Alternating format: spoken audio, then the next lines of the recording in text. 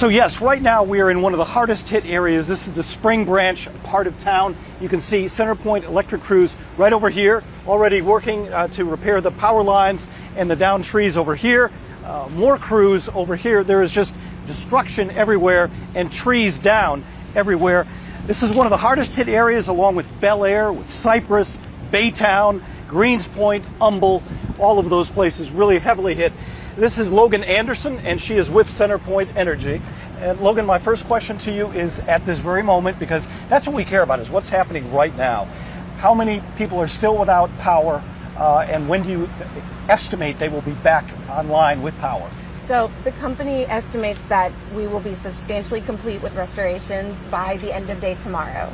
Now, substantially complete does not mean that everyone's power will be on, but also we can't really guarantee that everyone's power is on any given day. Power is something that does go out. It is something that always requires maintenance and repair. But we do honestly anticipate that everyone, or the majority of people who faced an outage caused by the storm, will be substantially restored by the end of day tomorrow. Are we talking about like 5 o'clock tomorrow, 8 o'clock tomorrow, 10 o'clock now, tomorrow? End of day may mean 11:59. I'm not sure yet. We're still trying to figure out what measurements we're going to use to benchmark that substantially complete with restorations, but we will have more information on that towards the end of the day. Okay, CenterPoint Energy, you have 9,000 employees. You're a $38 billion company. And you service 5 or 6 different states across the country. And yet, this massive disaster hit us Thursday night. Why did you not set up a media center, a storm center, where you would have a media person able to talk to us every hour, on the hour, throughout this entire disaster? That is an industry standard. That's what they do in Detroit, New York, Miami, Chicago. They provide, the power company, the primary power company provides a media center so that you guys are accessible to us. You never did that. You still have not done that. Instead, you're putting your information online.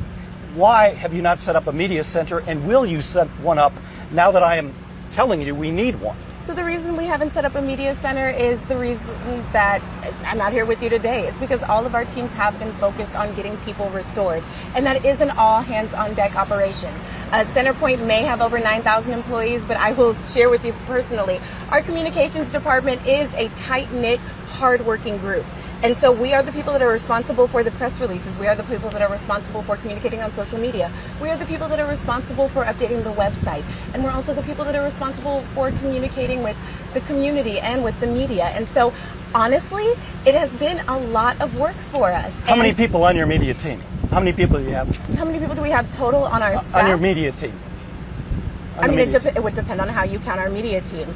The communications department as a whole has people that can pitch in different aspects, but right now in Houston, on our external communications team, it is me and one other person.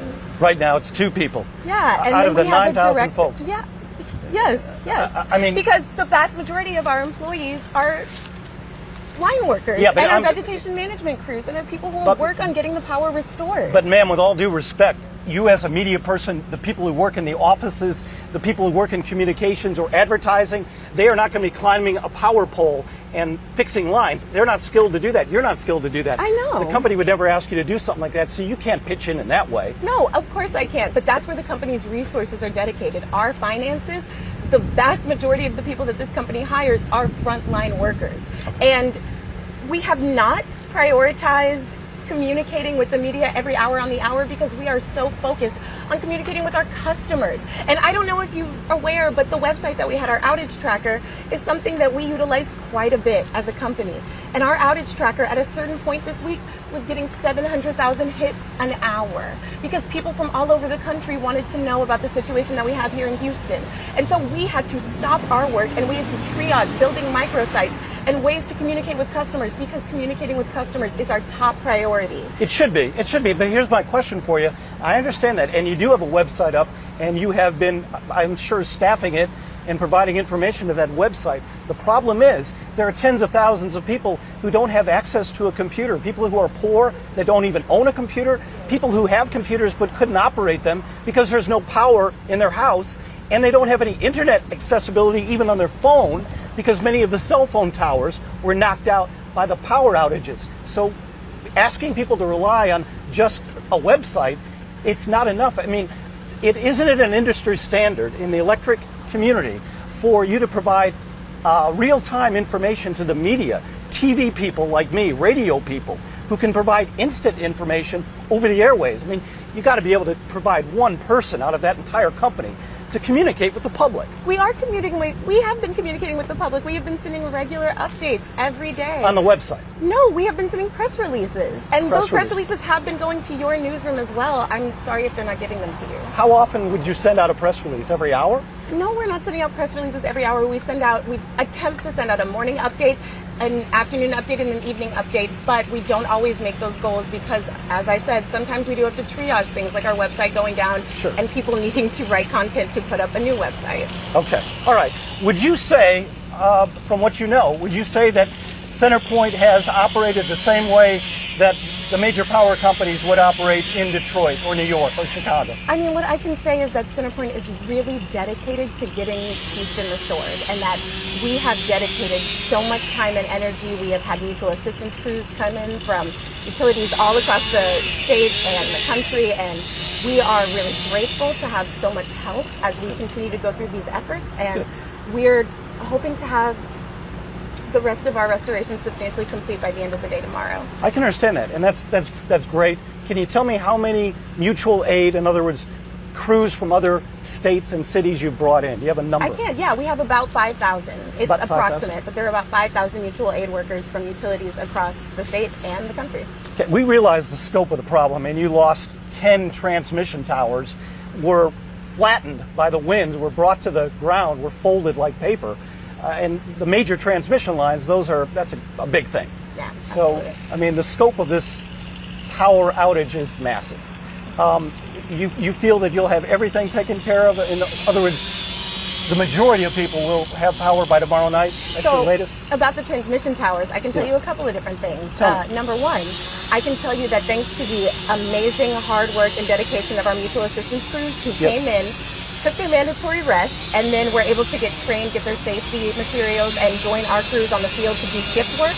We have been working 24 hours, and those transmission towers are now back up. They are standing. I was out there a couple of days ago. The transmission towers that everyone has seen mangled have been fully restored, which is really fantastic, and they will be restringing the lines over the weekend. But even when those transmission towers were down, our grid allowed us to take the substations and the other areas that were drawing power from those transmission towers and reroute them to other grids that had not lost power. So nobody experienced an outage because of those transmission towers being down for very long. And I understand you guys have been working very, very hard. Tell me this, at this point, you have roughly something like 136,000 people that are still without power. Yes. How many people have you been able to restore over the last 24 hours? Do you have a figure? I don't have the figure off the top of my head. I can get it for you. It's on our website. But I can tell you that we have been really getting into our restorations in the past couple of days. And as we continue to do these last couple of restorations, we're seeing that the hardest hit areas, the areas where people still aren't restored, are the places where we're seeing the most damage.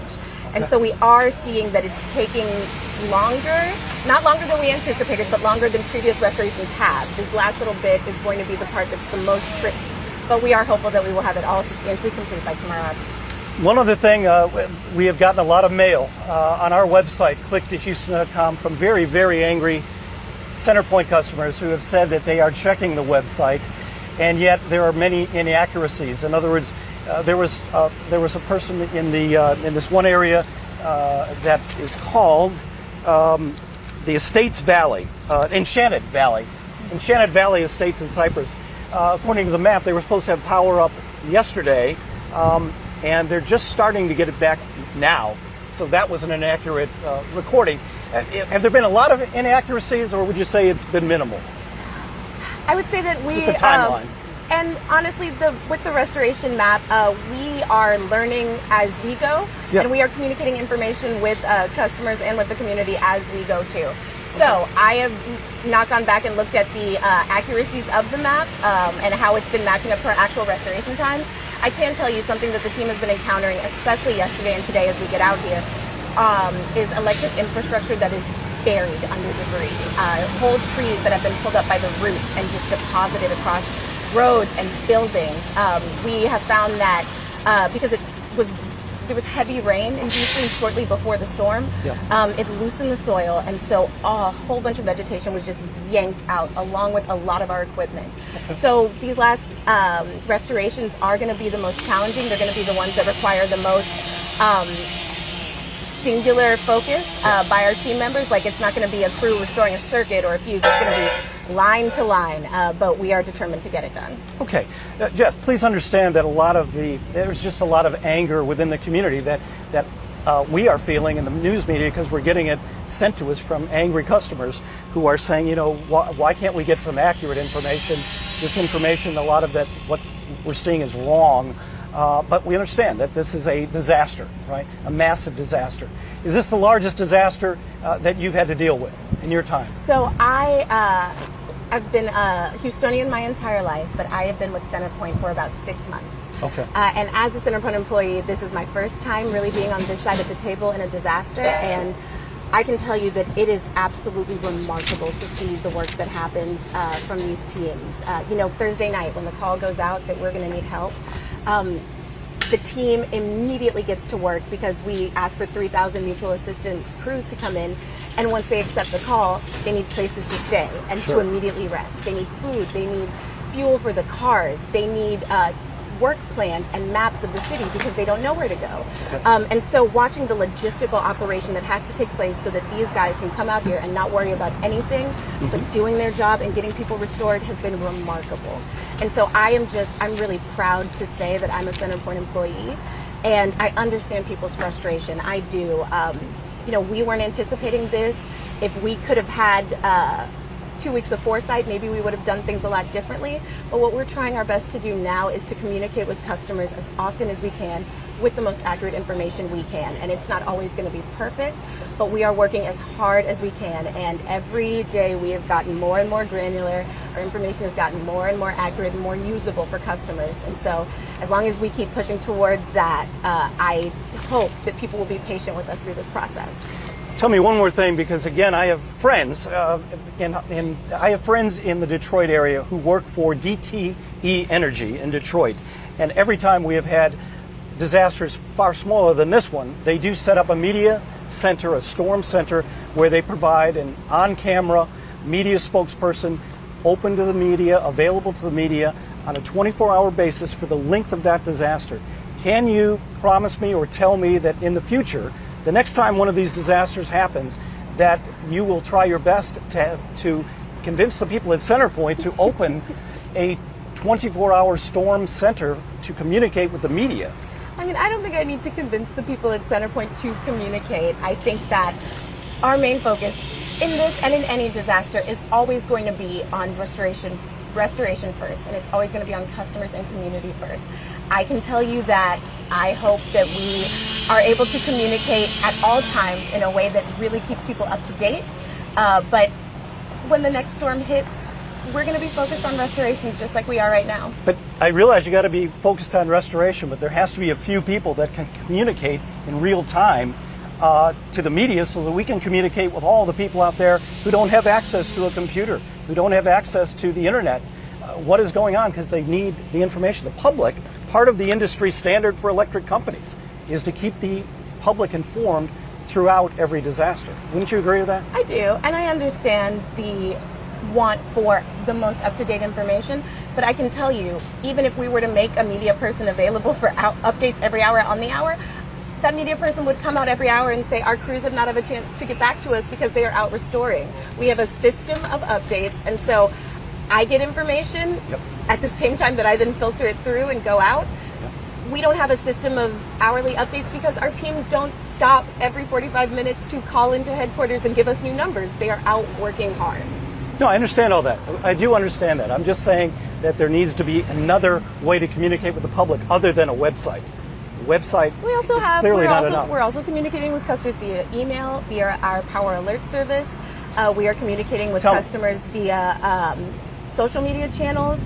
Twitter, Instagram, Facebook, LinkedIn, Nextdoor. We have customers who are enrolled in our Power Alert service, which will tell you if your lights go out and then give you estimated times of restoration via text, phone call, or email, have been getting blast messages from us as often as possible. We understand that not everyone has access to the website that we've built, and we are trying to communicate with our customers in every way possible. But it is also something that we have to balance against the fact that our crews are out working. And so as often as we can communicate, we are, but we are also letting them focus on their work.